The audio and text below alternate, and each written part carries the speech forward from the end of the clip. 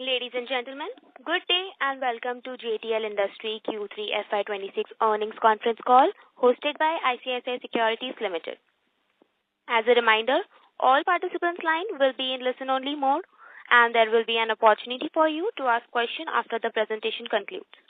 Should you need assistance during this conference call, please signal an operator by pressing star, then 0 on your touchtone phone. Please note that this conference is being recorded. I now hand over the conference to Mr. Vikas Singh from ICICI Securities. Thank you, and over to you, sir. Thank you, Pat. Good afternoon, everyone.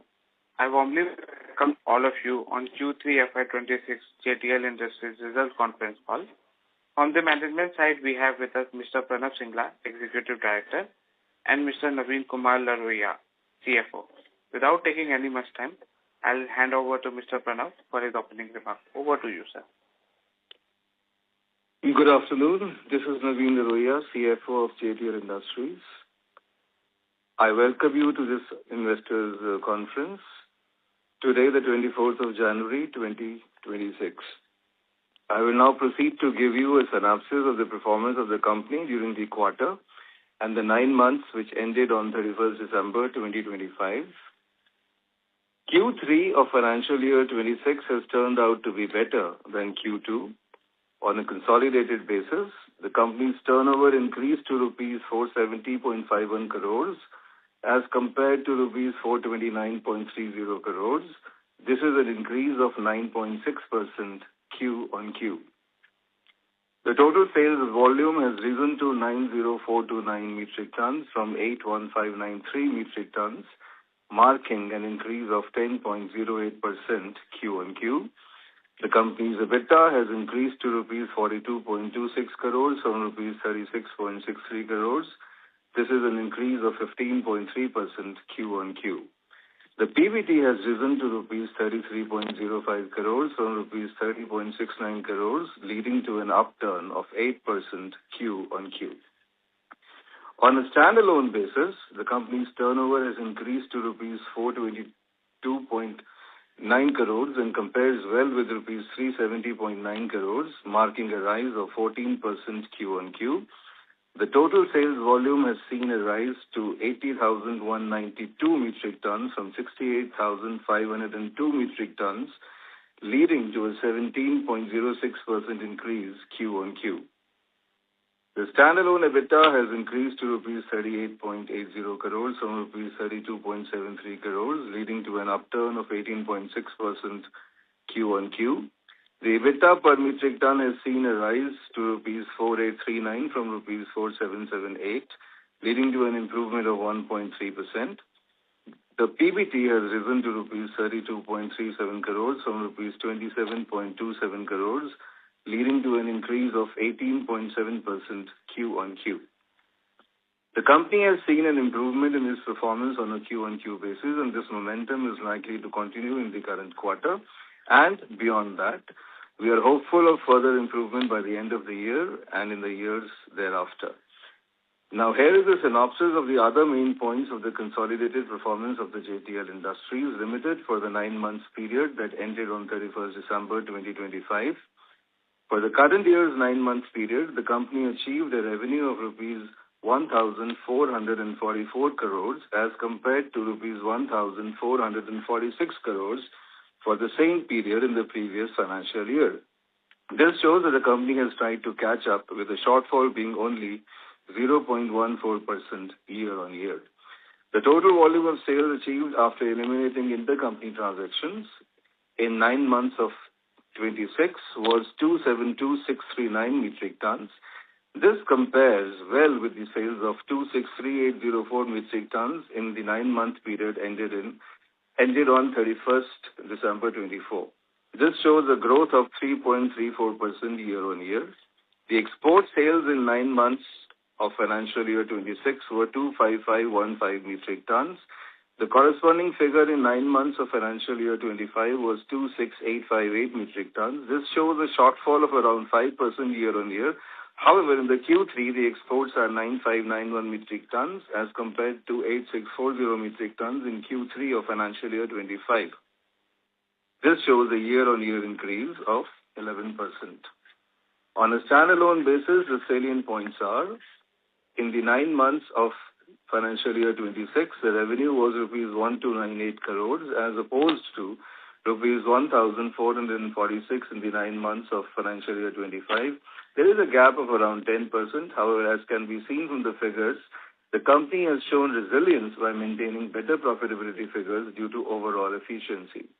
In financial year 26, the EBITDA for Q3 is rupees 38.8 crores as opposed to EBITDA of rupees 37.21 crores in Q3 of financial year 25. This has shown an increase of 4.3% year-on-year.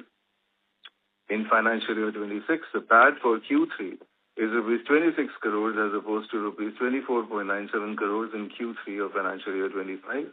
This has shown an increase of 4.12% year-on-year.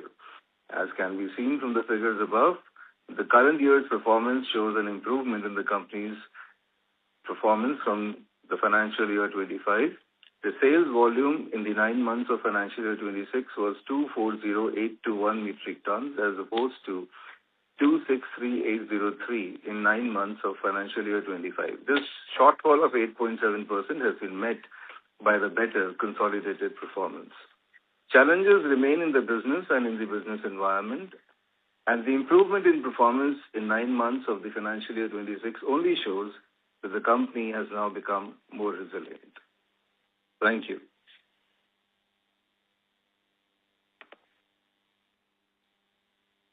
We open the floor for questions now.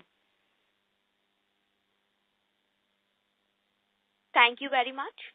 We will now begin the question and answer session. Anyone who wishes to ask a question may press star and 1 on their touchtone telephone. If you wish to remove yourself from the question queue, you may press star and 2. Participants are requested to use handsets while asking a question. Ladies and gentlemen, we will wait for a moment while the question queue assembles.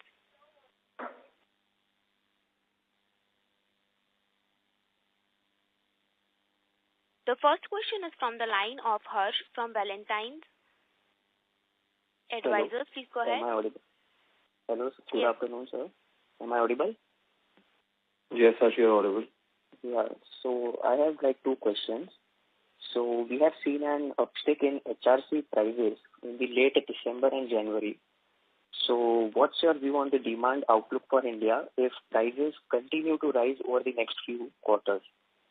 And second question is, what's your view on our recycled steel price industry in the scenario of an uptick in steel prices? Thanks, Harsh, for your question. To talk about the upside in HRC pricing, as you witnessed, there was a price increase happening in Jan, and we are expecting a similar kind of price increase happening in February as well. Because of the whole scenario, there is restocking demand happening as well. And more than the restocking happening in dealer segment, there are also much more demand coming from government side as well. As the new budget is expected, so we'll be getting there will be new tenders come to the market as well, in which we will participate, and accordingly there will be more orders with a more price increase as well. And if you talk about the recycling sector market, the price gap right now for like-to-like 2mm coil is 5 rupees, and if you go further down the thickness, which is 1.6 mm thickness, the price gap over there goes up to 7.5-8 rupees as well. So, which we think is a good amount of gap to push the secondary sales as well. And given the scenario right now of 5 rupees and going ahead, as we see the more price increase happening in HRC, the price gap will increase as well from primary to secondary. We can expect the uptick in the secondary market sales as well of the recycled material. Thank you, sir. That was helpful. That was all from my side. Thank you. The next question is from the line of Aditya from Axis Securities. Please go ahead. Yeah, thanks for the opportunity. So, in order to achieve our full year 26 sales volume guidance of 4 lakhs, we need to achieve almost 1.3 lakh tons in Q4. So, how do you see, will Q4 shape up that way? How are you seeing in January 25 sales volume picking up?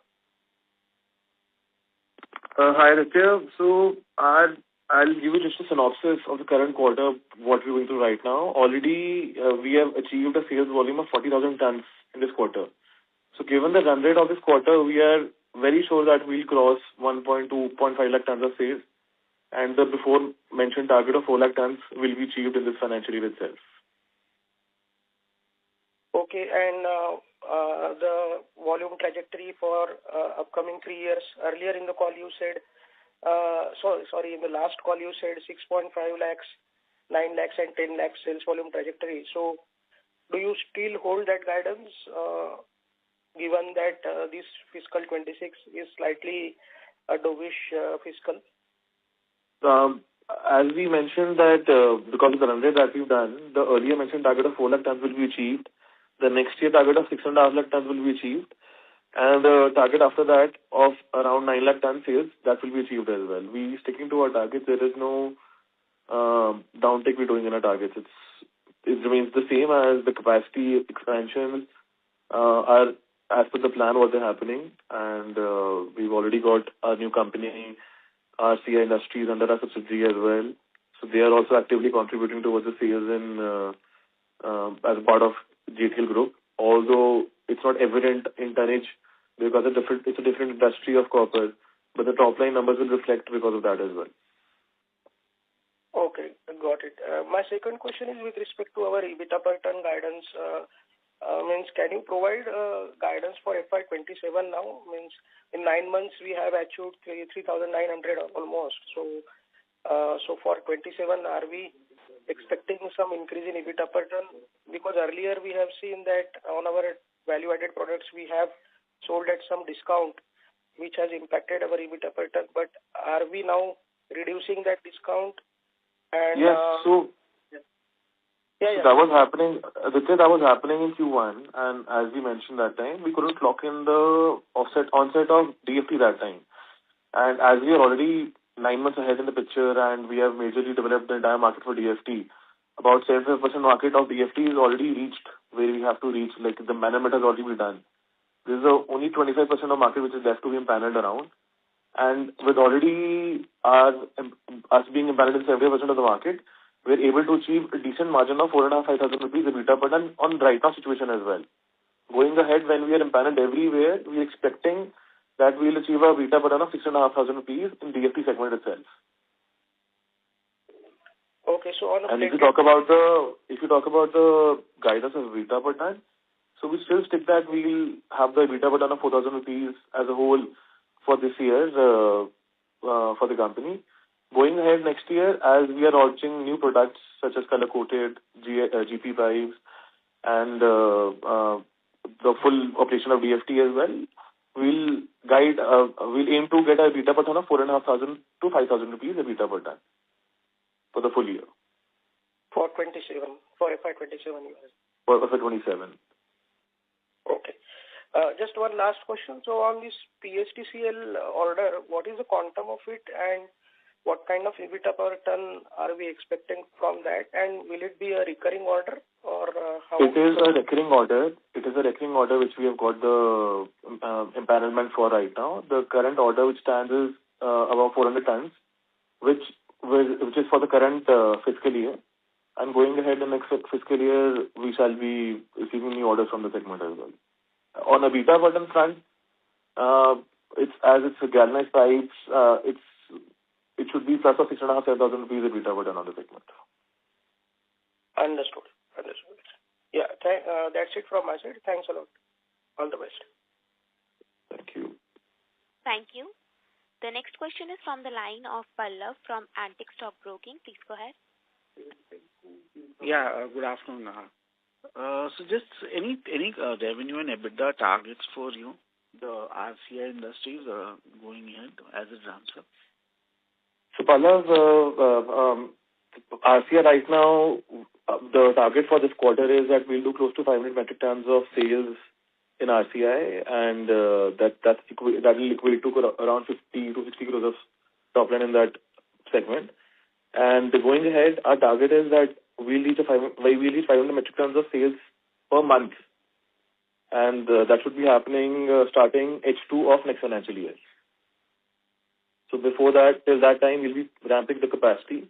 The bonus part is that we already have the capacity installed. It's just that some debottlenecking has to be done and some upgrades have to be done. So we're very confident that from 500 tons a quarter, which we'll be doing this quarter, we shall be achieving 500 tons a month by H2 of next financial year. Sure, sir. Okay. And on the margin front, it's a little too early for me to comment on the exact margin, but it's safe to say that all the items made over there are super value-added items. They're all items which go in defense and EV cars, EV automobiles. So the product is super value-added. We have already onboarded a few customers and OEMs like Minda Corp as well, who are heavily buying from us. So with these kind of market and order flow in that segment, we are very confident that we will achieve 10% EBITDA margins starting H2 of next financial year. Okay. Also, in terms of, we had actually forfeited some warrants, because the balance money wasn't, paid up. So, what is the current number of warrants outstanding as of now? There are no warrants outstanding as of now.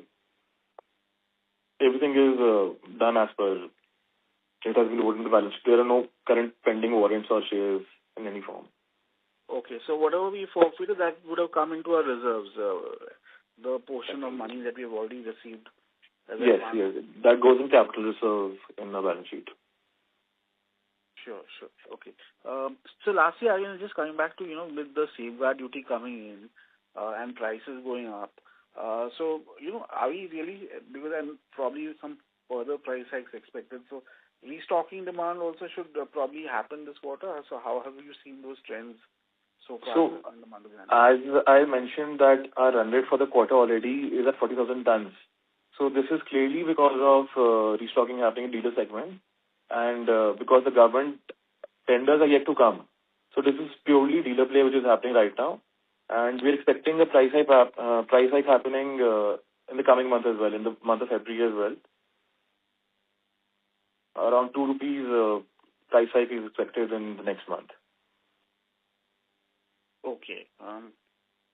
So lastly, just, I think one of the major competitors has a product at the lower end of the primary pipe segment. So is that really impacting, any of our sales at the lower end commodity segment? To understand the competitor offering the products in the market, he's offering maybe the leftovers or the different kind of products in the market. We are not competing in that segment or playing with those segments. We already have a good range of products of DFT as well, of galvanized as well, which are margin cushion for us. So we focus more on those products rather than fighting on those low segment products which the competitor is trying to focus on. So it's a safe gameplay for us, and more than that, we are also there in secondary market. So to compete with those products, we have a secondary market products as well, which are at the same quality, more or less. Okay. Yeah, thank you so much. Thank you. The next question is from the line of Sneha from Nuvama Wealth. Please go ahead. Hi, good evening, team, and thanks for the opportunity. So for next year, you're guiding for around 6.5 lakh odd ton, which means more than 60% sort of a volume growth. Could you guide us that which are the areas, which are likely to, get you such kind of a, volume growth? What is your utilization at this point of time for Mangaon facility? How are we doing in terms of exports? Some flavor there would be helpful. Thanks, Sneha, for your question. So, Sneha, if we are targeting 1.25 lakh tons of sales this quarter, this is just purely gameplay of all the capacities that we already have, including DFT at Maharashtra in Mangaon as well. Going ahead, when I'm saying that I'll be doing 6.5 lakh tons of sales, in that a good proportion of sales, or actually the majority proportion of sales will be coming from Mangaon itself. And how is coming from that? Because I'm launching color-coated products over there, including GP pipes as well. So all that contribution should be plus of 25,000-30,000 tons a quarter. So because of that increase in sales, I shall be touching 1.5 to 1.6 lakh tons of sales starting when my narrow width and the wider width starts. which is by April. So because of those things, we are very confident that we can achieve the 6.5 lakh tons of sales. And how the uptick of that number from 6.5 to 9 lakh tons will go is because this is a segment that will be starting in power projects, in which there will be the option to sell the products after doing CR, after doing GL, and after doing color coated. So that's why, as a part mill starts working out, as and when the sales also start increasing as well. Understood. And what are the exports target for next year? Exports, we'll be targeting around 60 to 65,000 tons of sales for exports next year, which is again a 10% of total volume of the sales. So they will be, in a way, doubling from what we are right now. Understood. Thanks, Pranav. All the best, team. Thank you. Thank you. Participant who wishes to ask a question may press star and 1 on their touchtone telephone. The next question is from the line of Dipilesh from Credent Asset Management. Please go ahead. Yeah, hi. Am I audible? Yes, you're audible. Thank you so much for the opportunity. So I just wanted to know about can you provide a specific timeline for this wider color-coated line and API grade mill, which was scheduled to open in H1 FY27? So as you are scaling a plant of Maharashtra plant from 4 lakh to 1.4 million tons. So the wider segment will be starting production in Q1 itself. And for the API, we are too early in the picture right now to comment on that. But within the next financial year, everything should be completed for that as well. Okay, so what is the capex that we are expecting for this? For the wider, we've already incurred the majority capex, but close to 150-170 crores of capex is still pending on that side. And for API, we'll be doing a capex of close to 75 crores. Okay. And next thing, I just wanted to know this: what can be your actual margin uplift from this transition of DFT from commercial to value-added grade in the most recent quarter? So the margin what players are getting in DFT is close to 8,000 rupees. Right now, what margin we are able to get in DFT is close to 4,500 to 5,000 rupees EBITDA per ton. So as I mentioned earlier as well, when we are empaneled at most of the places and the synergies match as well, we should be targeting an EBITDA per ton of 7,500 rupees in DFT segment as well, in the lower side, on the safer side. Okay, so when can we achieve that margin? Starting Q1 or Q2 of H2, we should be targeting that. Before that, in this exit quarter, we should be targeting we should be having a EBITDA per ton of 5,500 to 6,500 rupees EBITDA per ton in DFT segment. Okay. Okay, so that's it from my side right now. I'll join the queue. Thank you. Thank you. The next question is from the line of Lokesh from SMIFS Institutional Equities. Please go ahead. Yeah, hi. Good evening, sir. A couple of questions from my side. Firstly, basically on the volumes, we are targeting around 1.2 lakhs of tons during Q3, but somehow we have settled at around 90,000 metric tons. So what basically explains the shortfall of around 30,000 during the quarter? So basically, we were expecting a price hike happening in this quarter. There were a lot of orders held back in the quarter because we had to focus more on our margins, and we had an option of getting price variation. So because of those operations, the target was to focus more on the bottom line than the volume front for this quarter itself. So that kind of increase will be witnessed in the margin front as well in this quarter. In Q4, because the material held back will be sold at a better pricing. Okay. But are you confident enough that whatever you are targeting, 1.3, 1.4 lakh tons during Q4 and around 6.5 lakh in FY26, so FY27, so the target is achievable considering that at the current rate? We are 100% sure about that because, as I mentioned, as of today, I've crossed 40,000 tons of sales in this quarter itself already. So even if you go by this run rate, I'll easily capture the 4 lakh ton sales target of this financial year. And as I achieve this target of 4 lakh tons this year, I've already at a run rate of 5.5 lakh tons for the next financial year with a lot of capex on board coming up in between. So because of those multiple things factored in, 6.5 lakh tons is a safe target for us for next financial year as well. Fine. And secondly, sir, on the competitive intensity, basically, so everyone, including your peers, are increasing their capacities. And one of your main competitors also has basically being aggressive on the increasing the capacity front. So what your view on that? And do you think that with the competitive intensity growing up, so there will be pressure on the EBITDA for per ton front? And do you think that around 4,500 to 5,000 metric of rupees that you are targeting FY27 is a possibility, or do you think that there will be pressure on that front as well? So just want your view on those. So which is the main competitor that you're talking about, Lokesh? First of all, I'd like to ask you that. There are a lot of multiple competitors. APL was basically targeting around 68 lakh basically by FY28. Now they have increased their plans to around 80 lakhs right now. So aggressive capacity is and supply is likely to come over the next 2 years. So because of that, the question arises. Lokesh, so basically market is at such a point right now that there are multiple offerings of products happening in the market. For example, there are companies offering primary, there are companies offering primaries plus secondary, there are companies offering just secondary. So where I position myself in the geography is that I'm offering primary plus secondary both in the market. So in that space, I feel that I am doing well and decent right now as well. And going ahead, my capacities, as they're coming, like I'm going to having an approach towards where I'm going more primary. I've launched DFT right now as well.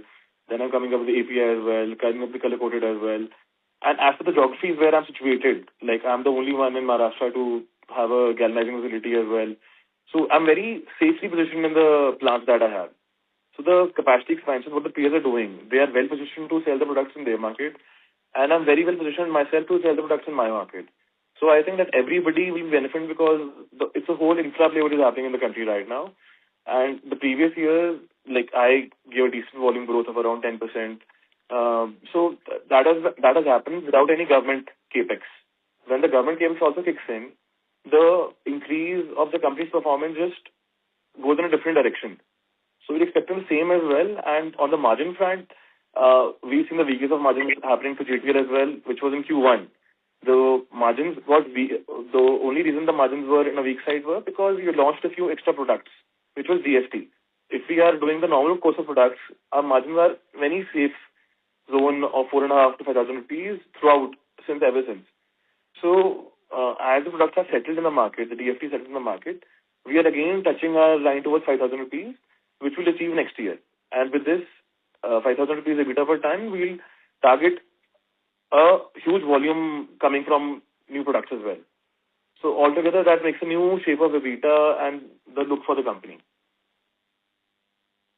Sure. And this last question, so our finance cost has basically increased to around 3 crores. Our normal run rate was around 1.2, 1.3 crores on a quarterly basis. So so just wanted to know whether our debt has increased, and secondly, what are our capex we have spent during 9 months, and what would the full target for FY26 and FY27? Yeah, that was all. Well, our finance cost has gone up because, as Mr. Pranav has just said, we are galvanizing ourselves to meet the challenges of the future. So our CC limits were utilized at a larger capacity. So that is why the finance cost has gone up. In any case, CapEx is also going on. And we also had to purchase this company, RCI. So some part of the expenditure relates to that also. So that would be new normal, 3 crores per quarter? Well, It would not be, I would not call it a new normal, but yes, going ahead, if we move ahead in this direction as Mr. Pranav has just outlined, so definitely our finance cost will keep pace with that only, no? Because we'll have to spend more on our CC facilities. But in any case, finance cost is not going to rise dramatically. It is going to rise in tandem with the activities which are taking place in the company. The expansion, the increase in volumes, move to more value-added products. So all that will definitely have some impact. But yes, going forward, it is going to stabilize. Sure. And capex spend on during 9 months, and what is the target for FY26 and FY27? For the FY26, the total capex spend is close to 250 crores. Out of that, 140 crores have already been spent, and the remaining will be spent in this quarter itself. And going ahead next year, 100 crores of capex will be spent on the current capex that we already planned, and plus the capex of API as well. Okay. Fine. That's it from my side, sir. Thank you for answering the questions. Thank you. The next question is from the line of Aryan from Invest Research. Please go ahead. Thank you. Thank you for the opportunity, sir. My question is, it's like that you said we will be doubling our sales volume from 4 lakh to 9 lakh in 2 years. So if I look at the industry, apart from the industry leader, all the players have also galvanized coil pipes or API pipes or DFT pipes, but they are not growing at that pace which you are forecasting. So what gives you the confidence that we will be able to double our sales volume? So to give you a short synopsis of what we have been doing in the past, in 2019, the total sales volume of the company was 50,000 tons that we used to do. And in this quarter itself, I have done a sales volume of lakh tons, 90,000 tons. So the volume of a year is what I'm doing, double of that I'm doing in a quarter right now. So the growing demand of industry, the SKU is being developed, the industry of licensing is being changed in a different way, the wood being replaced by steel and steel coming into multiple uses. All these factors account for the uptick in sales which I've done previously as well, and going ahead, which I'll do as well. Okay. And my second question is... And if I talk about other players having DFT, I cannot recall of many players having DFT technology. It's probably 2 or 3 of us in India having DFT right now. Okay. And my second question is regarding our primary and secondary mix. So what is our current primary and secondary mix and the difference in the EBITDA per ton? Because if I'm remembering correctly, we are backward integrated for secondary. So what is the difference in the EBITDA per ton for our secondary mix and primary mix? So around 35% of sales was secondary this time, and the remaining was primary. And if you talk about the EBITDA per ton, it's more or less the same. It's just that we make close to 1 rupees or 0.75 rupees extra in our secondary operations. Okay. So you said it is same, the EBITDA per ton in secondary and primary. It's usually the EBITDA per ton on the pipe front is the same. It's just that we end up saving 0.7 to 1 rupees extra because of backward integration. Okay. And sir, what will be the contribution mix in the FY26 and 27 from the newly acquired entity? So from the newly acquired entity of RC Industries, we'll be doing 500 metric tons of sales in that company in this quarter, and 500 tons of sale equates to 50 crores of top line, approx 50 crores of top line in that company. And going ahead in next financial year, we should be touching close to 4,500 tons of sale of material in RCI for the next financial year. Okay. Thank you, sir, and best of luck. Thank you. Thank you. Anyone who wishes to ask a question may press star and 1 on their touchtone telephone. The next question is from the line of Saket Kapoor from Kapoor Company. Please go ahead. Yeah. Namaskar, sir. I'm audible? Haji. Namaskar, audible. Yes, sir. Dhanyavad, sir, for the opportunity. Sir, firstly, if you could explain to us the integration with RCI, as you were mentioning that it is 500 ton per month that you are eyeing at optimum level. So, what would be the asset turnover from the entity, and how is the integration with our existing parent company, JTL? So, if you talk about the integration, there is nothing integration as such with the parent company. It is just that initially that we have to push a product from RCI. So there are few dealers who are common in the segment, who sell copper foils and coils as well, who similarly sell JTL pipes. So a few of them could be combined to push the sales at RCI first, but going ahead in future, as I mentioned that we have onboarded good OEM players, good customers, for example, Minda Corp as well, which I mentioned before as well. So our aim is to increase the customer base in all these automobile companies, EV companies and defense, where we do direct sales and get the volume which I mentioned of 500 tons for next year. That is not the target we have. The target that the actual capacity this company can do is close to 1,200 tons a month. So the next year target is 500 metric tons for next financial year starting H2 onwards. But otherwise, we have a bigger target for that company. Okay, and can you just specify what are the key products that will be servicing? You mentioned about the name of Minda, so it will be catering to the automobile industry in particular. If you could just give the product specification and the EBITDA per ton trajectory from RCI that we are eyeing, sir. So basically, to give you a product portfolio, what happens is over the years, 3 continuous casting lines. The 3 continuous casting lines helps us make copper coils. Copper coils, first of all, are made in 18 mm of thickness. Once the coil is made in 18 mm of thickness, it's already a sold product in the market. But anyways, because of the various machines that we have, which are 20 high machines, the 6 high 4 machines, and 4 high machines as well. So we do value addition by bringing down the thickness from 18 mm to 0.04 mm of thickness. When the material is comes to 0.04 mm of thickness, it is called a copper foil. From coil, it becomes a foil. And that product of foil is sold to all the OEMs because it helps in making them the gasket for the automobiles. And the same product of foil can also be sold in defense as well to make bullet shells. So that's how, after coming to a product of 0.04 of thickness, it has multiple applications which have numerous uses, out of which one is defense and one is automobiles, how I mentioned. Okay. And can you give us the color on revenue part when we will be selling at 0.4 mm, that is for the auto sector in general, what would be the run rate, the turnover? If you talk about today, 1 kg sold is selling close to at 970, 980 rupees per kg. The rate of the product sold in to Minda and defense sector. So going ahead, as the copper increases, as you must be aware how the copper prices are increasing every year. So we can see a similar kind of margin happening and a similar kind of uptick happening in the pricing as well. And the EBITDA per ton, sir?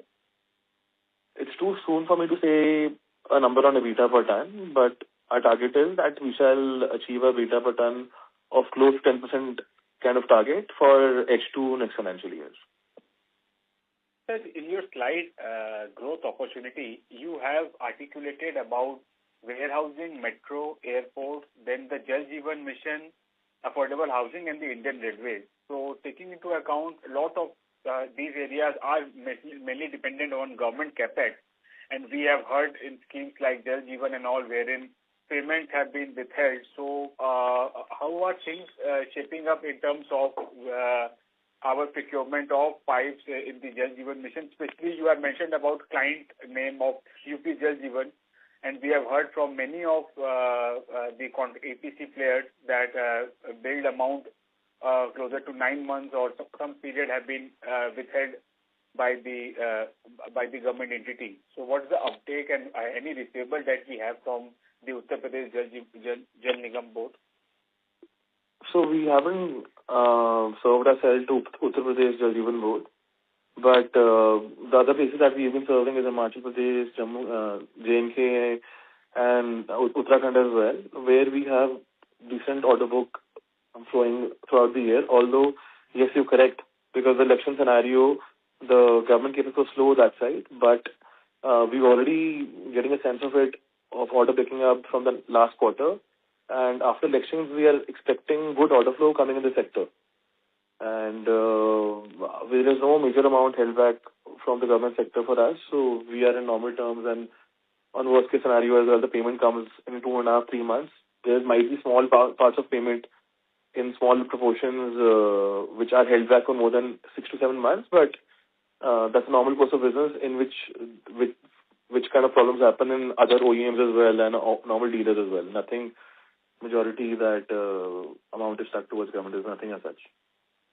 Two small questions. I'll join the queue. Permit me there. Firstly, sir, when we look at your slide number 11, we have seen our EBITDA trajectory at closer to 6,000 and even peaking at 6,600 per ton in the financial year FY23. I think so the year when we listed our entity. And then there was a significant decline from 6,500 to averaging 4,500, and then again closing down to 4,000, and then this year, the previous 2-3 quarters, I think so quarter 4 we were at 2,100, quarter 1 was 23, and now we are back to 42. So if you could just explain the nature of this operational EBITDA per ton ZOZO movement, and how will now the business model aligned to report stable set of operational EBITDA. To answer you firstly, we have been listed since 1995 on OTCI, and we came to BSE on 2011 and NSE in 2021.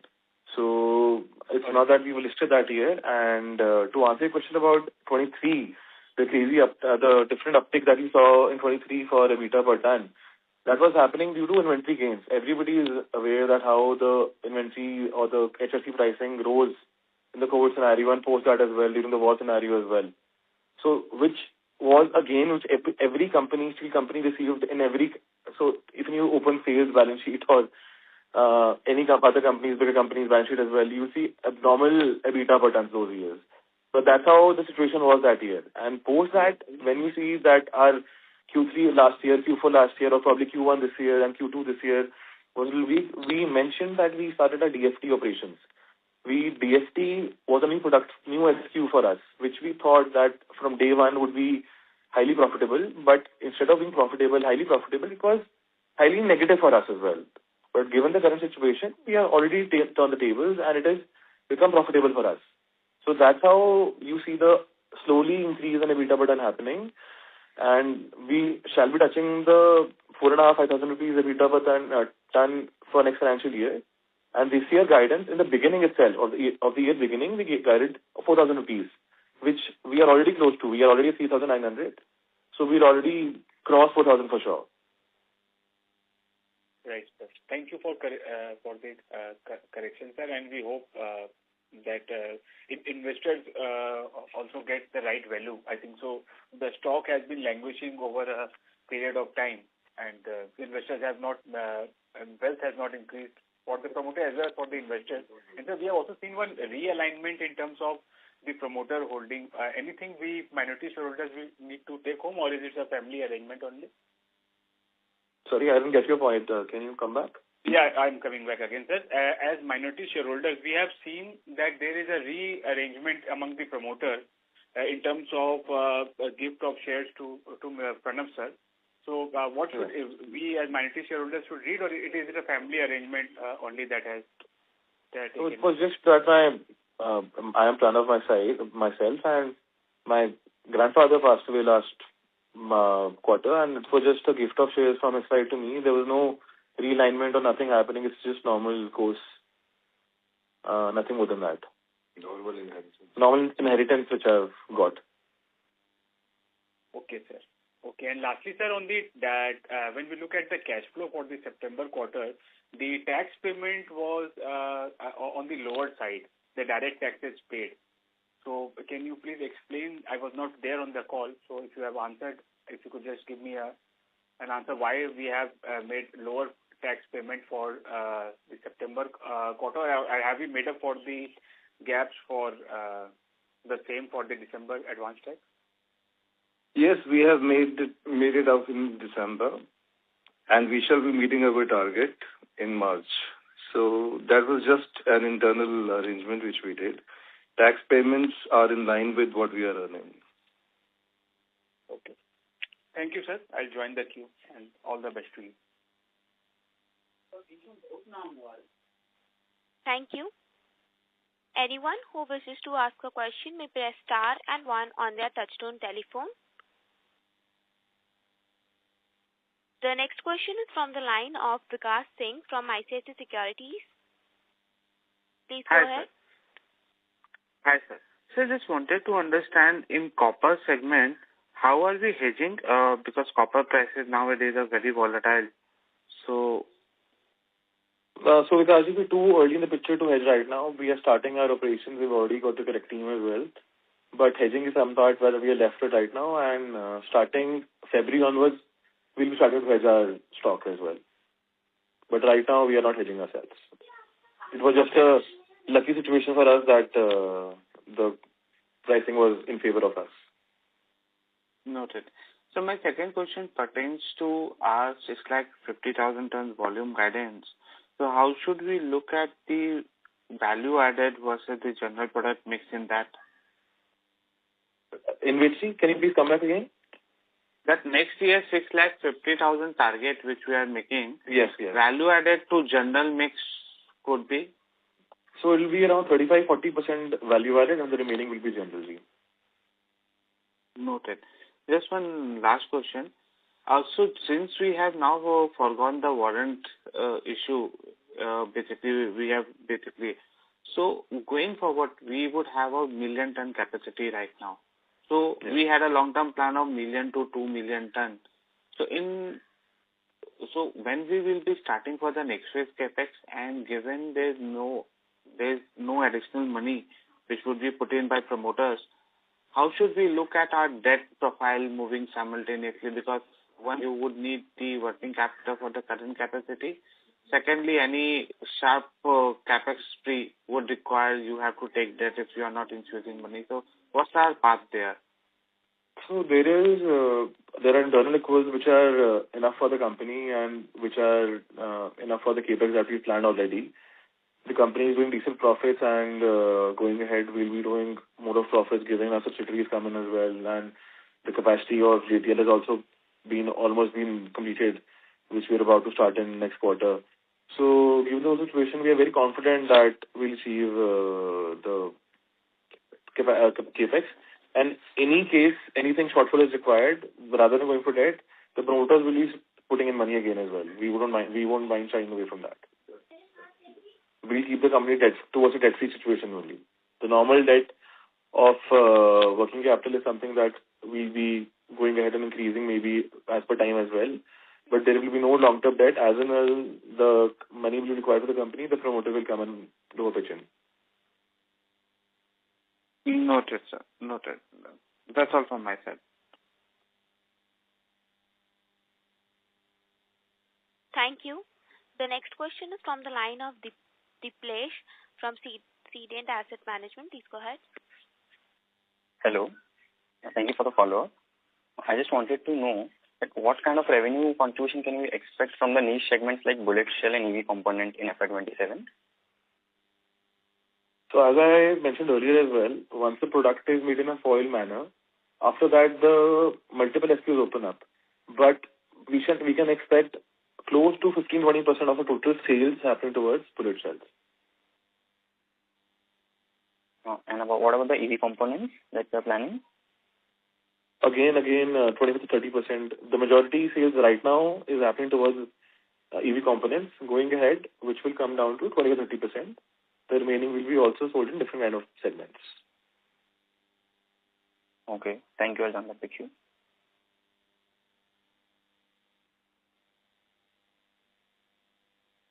Thank you.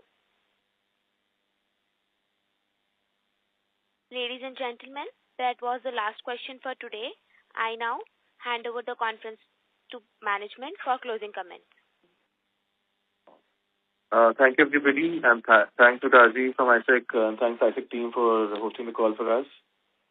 Anybody has any other queries about any other related matter, please feel free to mail at investor@jtl.one. Thank you.